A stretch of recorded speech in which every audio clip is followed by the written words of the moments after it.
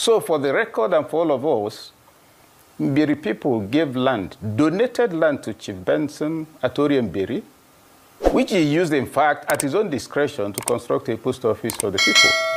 And the structure is still there.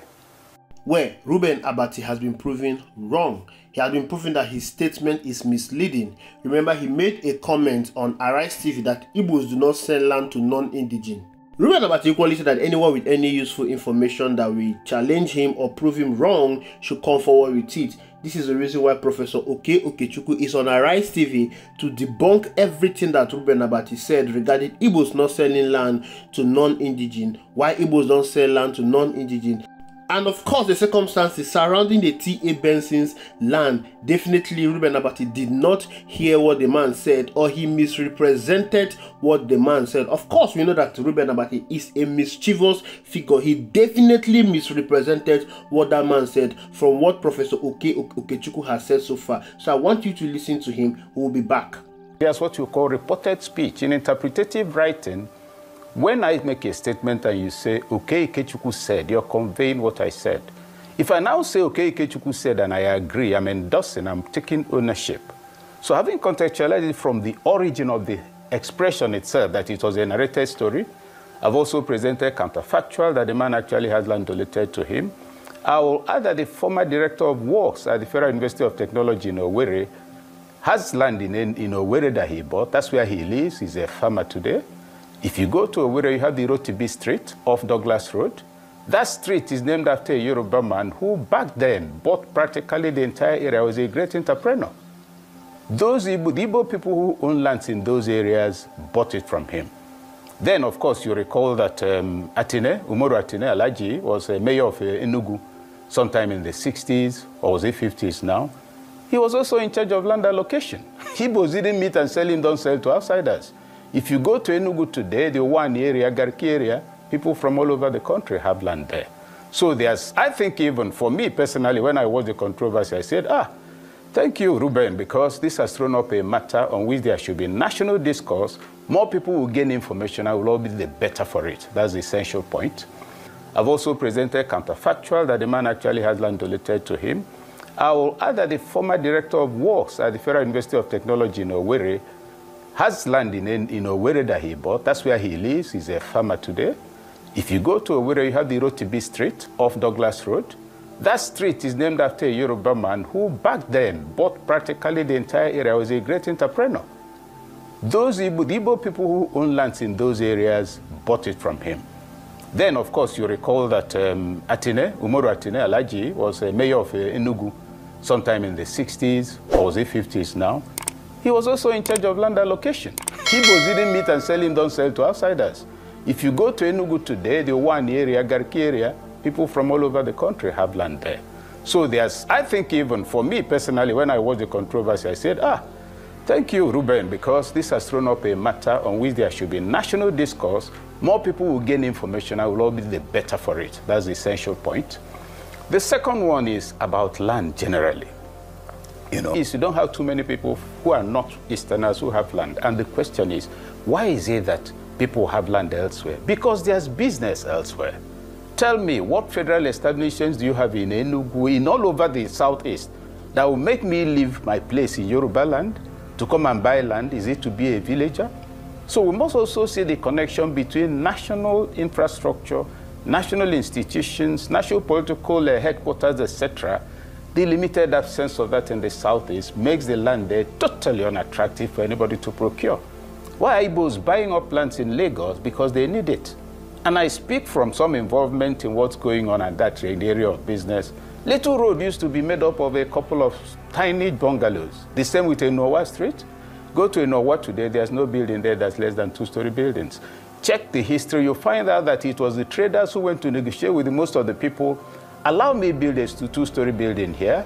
I will use it for warehousing. You live in part of it. After 10 years, it becomes yours and I begin to rent. And I speak because I know those who did that, some of them who were direct relations. That's how most of those places got built up. You may also recall that Ndubisi Kanu, an Igbo man at a point he was governor, actually met with the people, called them to a meeting and said, stop selling land. Do leases.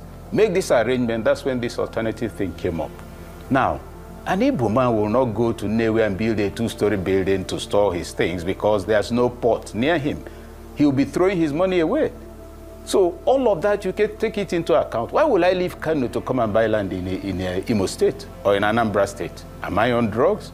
There is nothing going on in those places. So the political economy of the Nigerian state is also partly responsible for the things we are blaming on other things.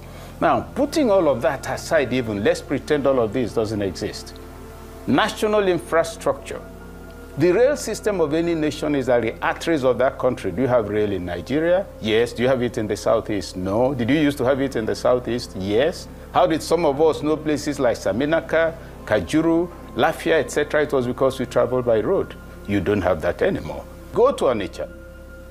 Onitsha Business School is owned by Shogbeson. Professor Shogbeson is a Yoruba man. He started it in 2010. So it's not like saying, oh, it's only in the 60s, you know. These days, they are not doing it. Today, it is thriving as one of the best business schools, working with the people. Last week, I went there to give the keynote address on innovative entrepreneurship for under 45s. Most of those who came were the people in the environment. You wouldn't know he doesn't belong there. So, in essence, taking it, you know, in that trajectory. What has emerged is a perception that was fueled or is being fueled by people who talk about it. Reuben diligently acknowledged the virtues of the Igbos he knew. Put a however based on a story by Chief Benson.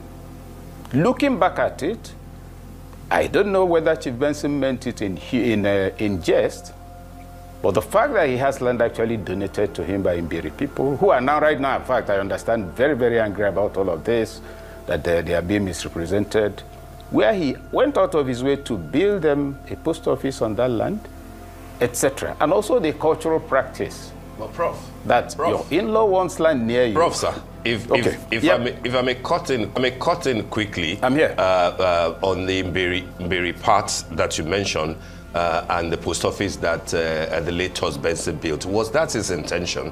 I think that the speech that he gave in Lagos had to do with the fact that he wanted to buy a parcel of land for his wife and for his daughter. You have, clarified that he got a donation of a land, from his in-laws. That would certainly be correct given the context that you have given to it. But for the land that he wanted to buy for his wife and for his daughter, do we have any contrary opinion against what he has said and the fact that he was unable to do that? Okay, let me. Yes, go on, sir, go on. I have no interest, actually I have no interest in defending either Benson or Imbiri people or Reuben. I'm concerned to see if we can be objective in understanding all of this. Chief Benson is not here to be interrogated, so we can't say for sure to what extent all of this, his own reaction. Why would you donate land to a man you refuse to sell land to? At the time he was buying bricks to build, did he write "I'm building a post office"? In fact, if you refuse to sell land to him, that's the more reason why you will not donate land to him. If it's what he wants to do with it is not right. People don't understand the relationship. Remember, Chief Benson lived in Port Harcourt for part of his life. The father of his wife, the late Chinyere, also lived in Port Harcourt. That's how the relationship began. One basic thing about the people, he was one of their most loved friends. And I use the word friend consciously because the entire people held him as one of their own. So the land, so to now say, oh, they donated land to him to build post office, but they didn't sell land to him to build a house. Let's recontextualize it. A good in-law. He comes to buy land, you say to Fiakwa, it's abomination. Professor, we are donating land to you. What a brilliant presentation. This man has put to rest every fictional stories that has been created about the Igbo people. This is the danger of a single story. This is how the Igbo people have been labeled all manner of names for what they know nothing about. It's very easy to label the Igbo people as the black sheep in this country because of how misinformation has been transmitted about them. One thing about the Igbo people is that they don't even care about PRO. They don't care how to boast about their achievement or what they do. All the Igbo people want to do is to go to wherever they want to go and conduct their business successfully. That's the reason why when you go to main market, most people, they do not even care about social media. It's just lately that they started developing interest in social media. Because of this, the people that control the media, they've used the media against the Igbo. They've used their media to spray all manner of propaganda against the Igbo people.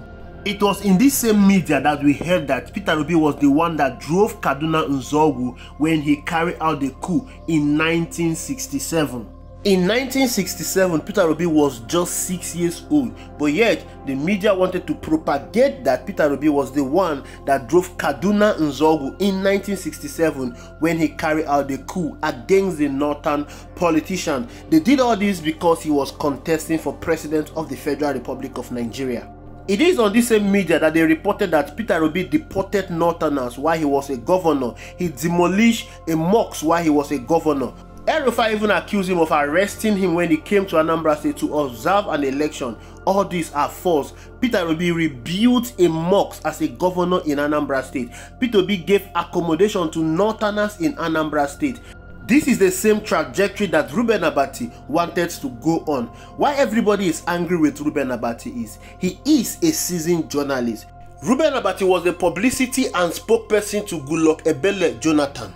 As someone that's been in the media space, someone that is used to misinformation, one would have expected that Reuben Abati would have verified whatever he heard before he comes on air to spread it, especially something that has to do with a whole tribe. From what Professor Okey has said so far, it is obvious that Reuben Abati misrepresented what he heard from Benson. Of course, over the years, we've watched him on Arise TV, his body language, how he speaks about the Igbo people. We've seen how he tried to misrepresent facts regarding the Igbo people.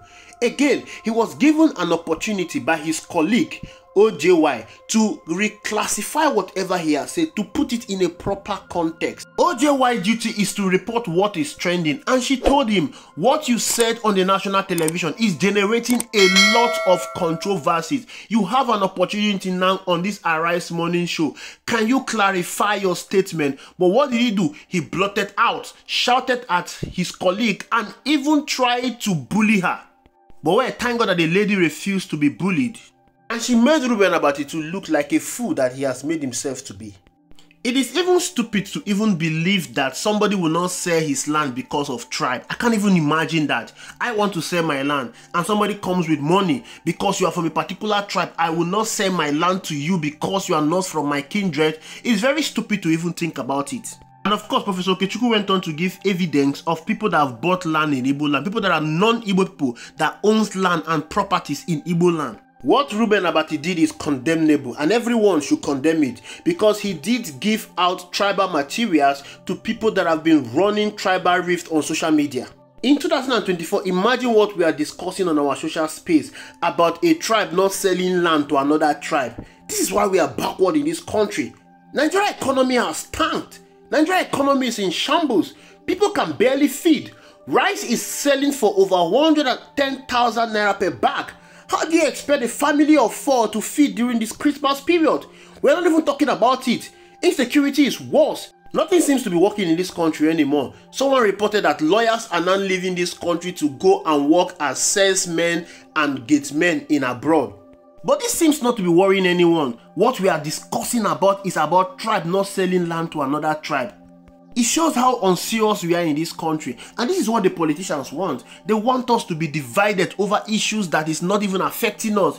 Tell me how a tribe not selling land to another tribe is affecting you. Is that the reason why the price of fuel is high? Is that the reason why transportation is high? Is that the reason why you cannot eat 1 square meal a day in your country? Is that the reason why you are insecure in your country? Is that the reason why the economy is bad? Is that the reason why the purchasing power of the people has greatly reduced? Is this the cause of unemployment we have in this country? Is this the reason why we have 130 million persons living in multidimensional poverty? Is that the reason why we have poor healthcare? Why are we living what is affecting us the most and talking about things that has no bearing in our life? This It's obvious that these discussions are government sponsored. They are politically motivated to keep you distracted, to keep you talking about things that has no bearing on your life. He also talked about the reason why the purchase of land is not really that rampant in Igbo land. Who wants to go to Igbo land to buy land when the government of the day has politically sabotaged the economy of the people in the southeast? There is no federal government infrastructure in Igbo land. Why do you want to go and buy land and construct a business in Igbo land when there is no seaport in Igbo land? Why are you going to buy land and construct an infrastructure in the Igbo land when there is no international airport in Igbo land? A lot of persons will want to go to Lagos to buy land because there is a seaport, there is international airport, there are key government institutions in Lagos that is making business friendly in Lagos. Rather than trying to blame the Igbo people, I think you should all blame your federal government that is deliberately sabotaging the economy of the Igbo people. Thank you for watching. I will see you in the next video.